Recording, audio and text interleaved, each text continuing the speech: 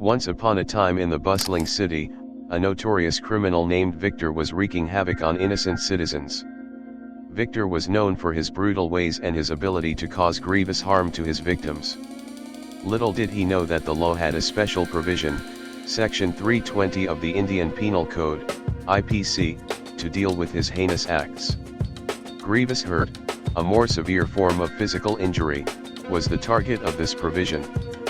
It aimed to ensure that those responsible for such acts faced appropriate punishment under the law.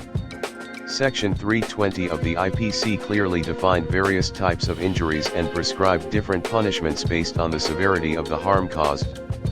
The IPC categorized grievous hurt as any of the following monstrous acts: emasculation, permanent privation of sight or hearing, privation of any member or joint, destruction or permanent impairing of member or joint powers, permanent disfiguration of the head or face, fracture or dislocation of a bone or tooth, or any hurt that endangered life or caused severe bodily pain for a prolonged period of 20 days.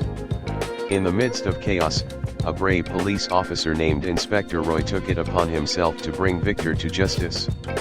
Armed with knowledge of Section 320, Inspector Roy knew that if Victor intentionally caused grievous hurt to another person, he would be charged with this offense.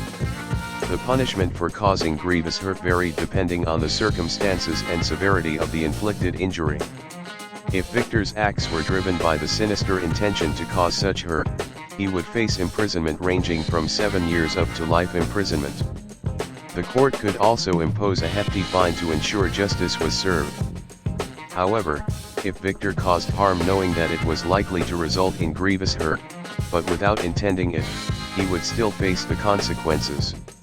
In such cases, the punishment included imprisonment for a term of up to 10 years, along with the possibility of a fine. Inspector Roy understood that not all acts of grievous hurt were premeditated. Sometimes, emotions ran high, and people acted impulsively in the heat of passion. In such instances, if Victor committed the act without any prior knowledge or intention, but in the spur of the moment, he could still be held accountable. The punishment for this type of offense was imprisonment for a term not exceeding 5 years, or a fine, or both. As Inspector Roy gathered evidence against Victor, he knew the importance of understanding the law and its consequences. He was aware that legal matters could be intricate, and specific details of a case could influence the charges and their implications. Therefore, he advised his team and the community to consult legal professionals for accurate and up-to-date information regarding the IPC or any other legal matters. With the knowledge of Section 320 and the determination to seek justice, Inspector Roy tirelessly pursued Victor. The day of reckoning was near, and the city held its breath, hoping that the law would prevail and that those who caused grievous harm would face the consequences of their actions.